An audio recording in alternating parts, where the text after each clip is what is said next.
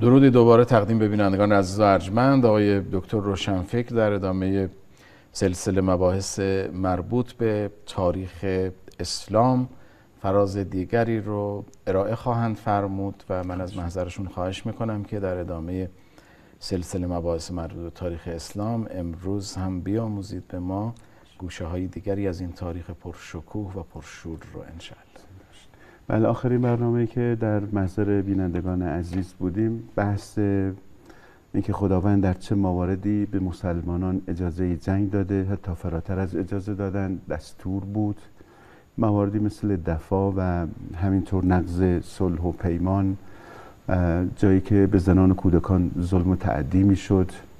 اینها خلاصه مواردی بود که حالا در برنامه‌های گذشته در قالب سیره نبوی دنبال شد و اینکه پیامبر اسلام بیشتر جنگ هایی که در زمان ایشون اتفاق افتاد مثل جنگ بدر، احد، خندق جنبه دفاعی داشت و در راستای اهداف بعثت نبی مکرم اسلام این جنگ ها دنبال اومد. هرچند بعضی از مستشرقین، کسانی که به نوعی دنبال تضعیف پیامبر و دین اسلام بودن و همچنان هم هستن، این گونه جنگ های پیامبر را زیادی بزرگنمایی کردن و در قالب های دیگری به اونها پرداختن، اما شواهد و اسناد تاریخی بیانگر این هست که واقعا پیامبر دنبال جنگ نبود و تا جایی که امکان داشت تلاش میکرد که جنگی به وجود نیاد. جنگ یک مسئله اون جاهایی نهایتاً که اجتناب ناپذیر هست پیامبر ورود پیدا میکنه.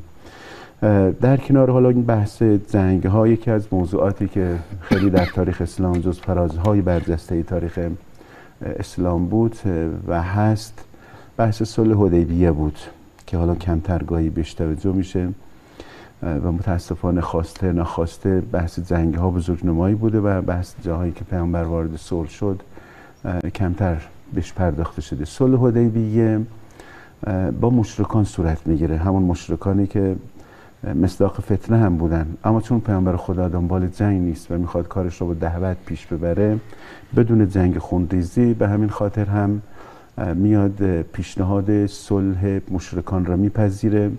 یعنی آوردن در تاریخ که پیامبر خدا بعد از جنگ خندق که روحیه مشرکان زیادی تضعیف شده بود و برعکس روحیه مسلمانان بالا رفته بود و بسیار اوضاع مسلمانان خوب بود، پیامبر دعوت میکنه مردم را برای زیارت خانه خدا عمره مفرده. به روایتی سال 6 هست، به روایتی سال 7 هجری هست. حدود 1600 1700 مسلمان همراه پیامبر، زن مرد، بدون ابزار جنگی از مدینه راه میفتن به سمت مکه. در مسجد شجره امروزی محرم میشن و این مسیر طولانی را رفتن. نزدیکی های مکه توقف میکنن. اونجا پیامبر سفیری را میفرسته برای مردم مکه که ما اومدیم برای زیارت خانه خدا، دنبال جنگ هم نیستیم. حالا این موضوع، این تاریخی که ما داریم ازش حرف میزنیم، بعد از اینکه پیامبر را مجبور میکنن به هجرت، شهر مکه را ترک بکنه، جنگ بدر و احد و خندق را بهش تحمیل میکنن، کشتن صحابه پیامبر، درگیری های پراکنده دیگر، همه اینها پیامبر از اینها عبور میکنه، میاد میره سفیر میفرسته برای مردم مکه که ما اومدیم از مدینه راه افتادیم، اومدیم الان نزدیکی های مکه هستیم، یعنی در منطقه به نام حدیبیه. رفتن و گفتن اجازه بدین ما بیایم زیارت خانه خدا برگردیم. این حالا خود این اوضاع گذشته رو وقتی ما در نظر بگیریم و اینکه الان پیامبر قدرت داره، توان داره، میتونن به زور وارد شهر مکه بشن، اما پیامبر خدا این کارو نمیکنه و اعلام میکنه که بدون اجازه شما ما وارد شهر مکه نمیشیم، شما اجازه بدین. اونها اجازه نمیدن و سفیر فرستادن پیش پیامبر، گفتن که بشینیم با هم مذاکره بکنیم ببینیم امکان پذیر هست یا نیست. نهایتاً جنبندی حرفشون این بود که اگر هممون هم کشته بشیم اجازه ورود به شما امسال نمیدیم. این آمد رفت ها منجر شد به یک به اصطلاح پیمان صلحی که حالا مشهورترین پیمان صلحی هست که با بدترین دشمنانش پیامبر میبنده به نام صلح حدیبیه. در صلح حدیبیه مشرکان آقای را میفرستن پیش پیامبر به نمایندگی به نام سهیل ابن عمرو. این سهیل ابن عمرو میاد میشینه با پیامبر وارد مذاکره میشه.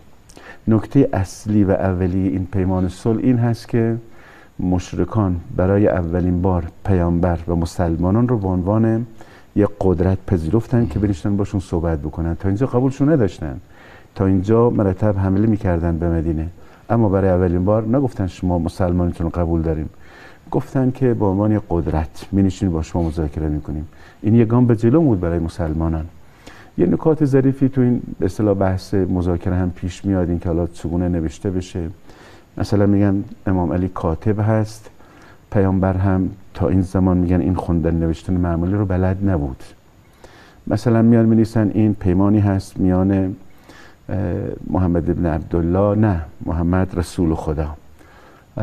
بعد این سهیل ابن عمرو اعتراض میکنه به پیامبر.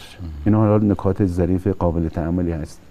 میگه که من شما رو به عنوان پیامبر خدا قبول ندارم، باید بنویسید محمد ابن عبدالله، ننویسید محمد رسول الله، چون اگه قبولتون داشتیم دعوایی هم نداشتیم، پیمان صلحی هم اتفاق نمیافتاد. ببینید پیامبر خدا کوتاه میاد. میدونی که حالا این مشرکان ایشون رو قبول ندارن به عنوان پیامبر خدا. به امام علی میفرمایه که شما پاکش بکنید بنویسید محمد ابن عبدالله. یعنی پیامبر کوتاه میاد برای اینکه کار صورت بگیره، برای اینکه جنگی به وجود نیاد، در این حالی که پیامبر توان این کار داشت.